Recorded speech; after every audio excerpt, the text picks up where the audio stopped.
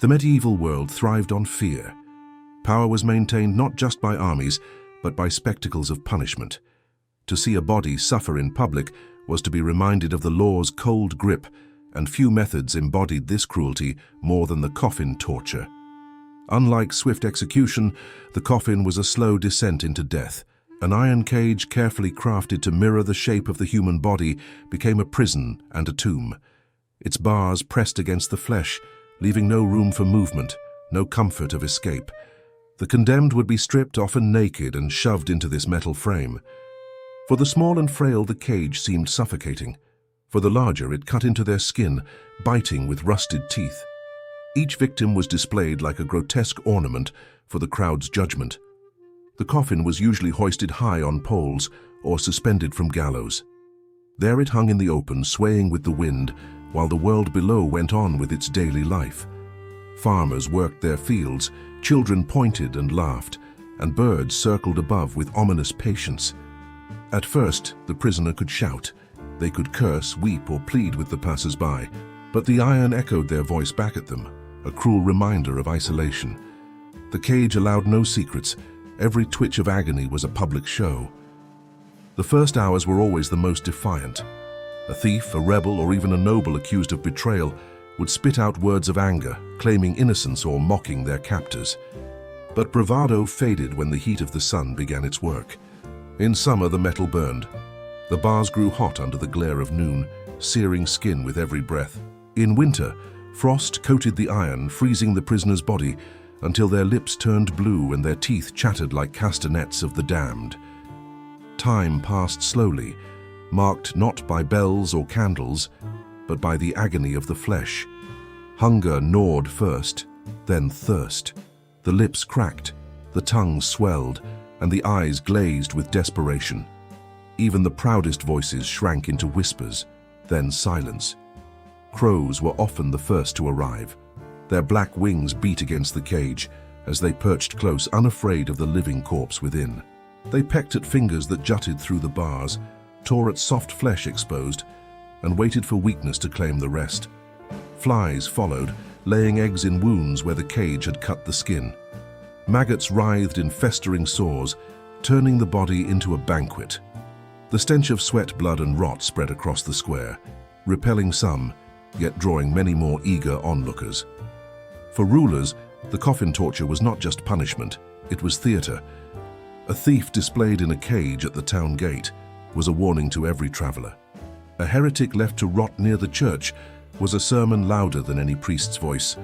Chroniclers tell of men who lasted days, clinging to life with stubborn terror. They moaned through cracked lips, their ribs visible, their skin chewed by vermin. Children would toss stones, laughing at their flinching. Adults spat curses, saying this was justice done, yet not all who watched were cruel. Some pitied the condemned.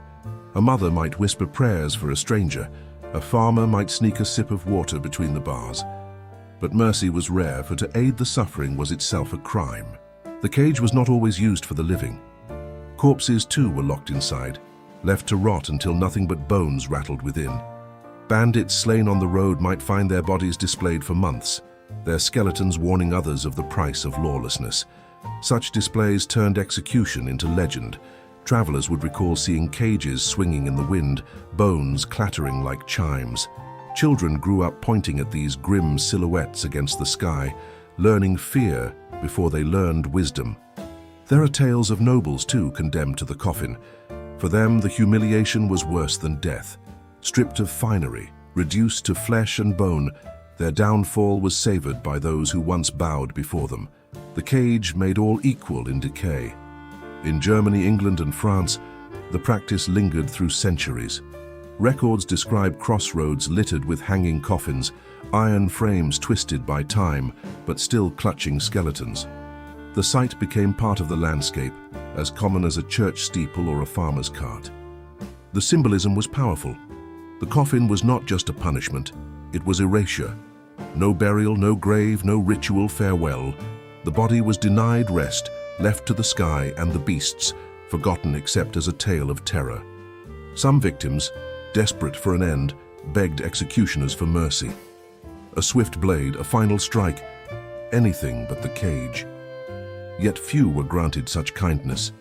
The coffin was meant not to kill quickly, but to kill loudly, dragging death into days. And so, beneath the sun and stars, men and women alike met their end. Their flesh melted, their voices faded, their bones grew brittle. All the while the world passed them by, indifferent to their slow unmaking.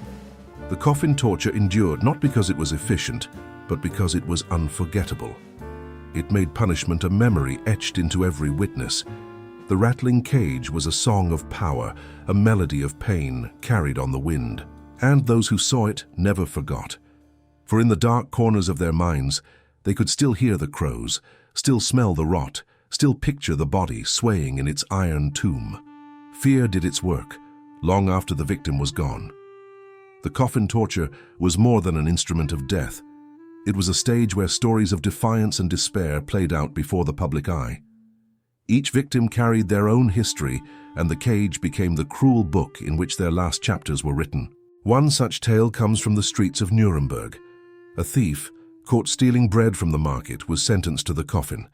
His crime was small, yet his punishment was made monumental, for the city sought to teach its poor a lesson through his suffering.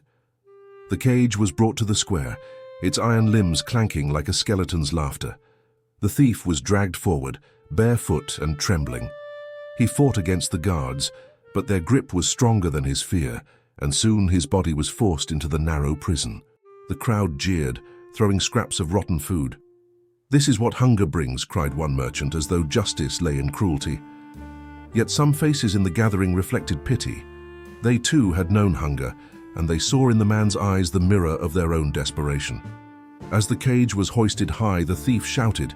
He cursed the law, cursed the merchants, cursed the city that had denied him mercy. His words carried over the square, sharp and bitter, until his voice cracked into hoarse silence. The sun bore down, turning the metal hot. The thief twisted, trying to avoid the bars, but every move only brought more burns. By evening, his skin was blistered, his lips cracked, and his head lolled forward, a broken figure silhouetted against the fading light. Children laughed as they passed, mocking his gasps for water, but others whispered prayers, making the sign of the cross as though warding off the same fate. For everyone knew that hunger was common, and anyone could be tomorrow's example. On the second day, the thief no longer cursed. His voice was a rasp, barely audible above the buzzing of flies. They gathered on his wounds, crawling into open sores. When crows swooped down, their beaks tore at his arms, and he could only twitch weakly in reply. By the third day, the crowd had thinned. The spectacle was no longer entertaining. The thief had been reduced to silence. His eyes stared blankly at the horizon, already clouded with the haze of death. When his body sagged, lifeless, no cheer erupted, only a heavy, knowing quiet. But not all cages held thieves. In Toulouse, a preacher accused of heresy faced the coffin. His sermons had challenged the church, calling for reform and denouncing greed. To silence him, the cage was chosen, for it would make his death an enduring warning. Unlike the thief, the preacher did not scream. As the cage clamped shut around him, he raised his head and began to sing. Hymns echoed across the square, startling even the guards. His voice carried faith instead of fear, defiance instead of despair. The people listened, some in awe, some in anger. Priests shouted that he was damned, yet many in the crowd wept. For hours his song filled the air, until thirst cracked his voice. Still he whispered prayers, his lips moving long after sound had left them. On the second night, storms rolled across the sky. Rain fell in sheets, soaking the preacher. Lightning lit his cage in flashes of silver, as if heaven itself bore witness. Some swore they heard his voice even then, carried on the thunder like a final sermon. When dawn came, he was silent. His body slumped, but his face bore no fear, only a calm smile as though death had freed him from the iron.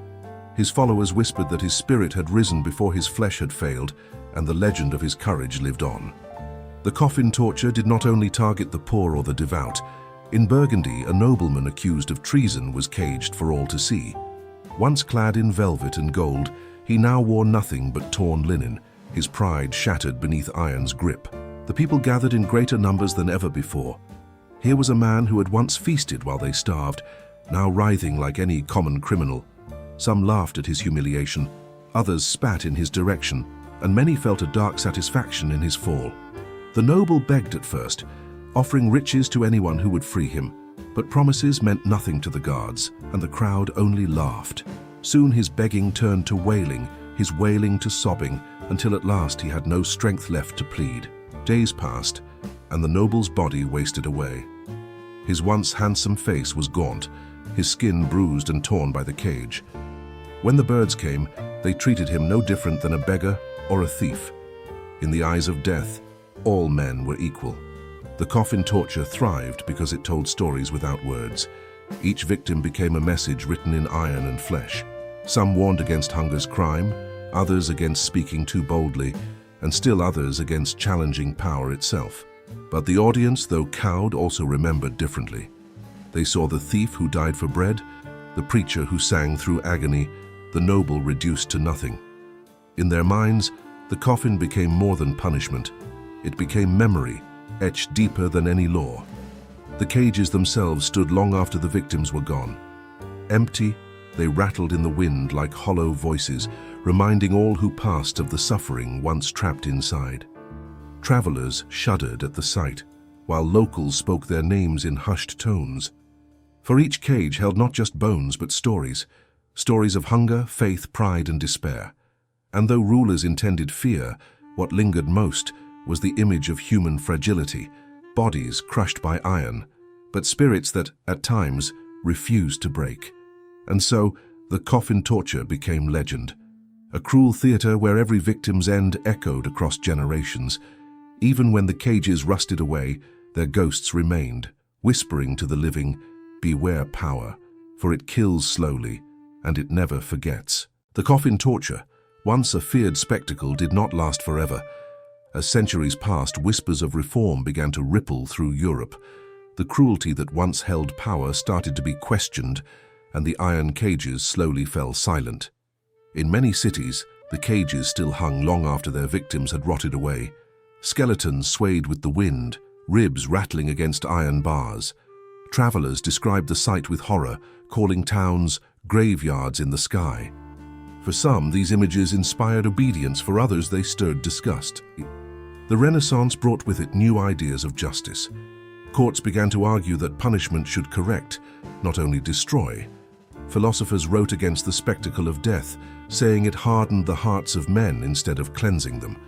The coffin, once a tool of order, began to look like barbarism. By the 17th century, many rulers abandoned the practice. The empty cages were taken down, their rusted remains melted into tools or weapons. But in some remote villages, they lingered as grim decorations on gates, skeletal reminders of law's darkest days. Even when the cages vanished, their memory clung to the people. Old songs told of thieves who starved in iron, of preachers who sang their last hymns, of nobles who wept like children. Parents frightened children with stories of the cage, saying, "Behave or you will hang in iron." Historians note that the coffin torture was never the most efficient execution. A blade or rope was quicker, cheaper, and less troublesome. But it endured for centuries because it carved fear deeper than any sword. The cage was theater, and theater lingers in memory. Legends grew around the empty fields and crossroads where coffins once hung. Locals spoke of ghostly figures swaying in the moonlight, of rattling chains echoing on stormy nights. Some believed the souls of the condemned never rested, trapped forever in invisible cages of air. Today, only fragments remain. Museums display rusted cages, their twisted shapes a testament to cruelty once accepted as law. Visitors stare at them in silence, imagining the bodies that once filled their iron embrace. The horror feels distant, yet uncomfortably real. The coffin torture teaches a truth about power. Fear can rule, but only for a time. In the end, cruelty decays, just as iron rusts and bodies rot. What remains is the memory, heavy and enduring, a reminder of what men once did to men. And though centuries have passed, the image still haunts us. The figure trapped in iron, suspended between life and death, forgotten by mercy, remembered only by pain. The cage may be gone, but the silence it left behind is louder than any scream.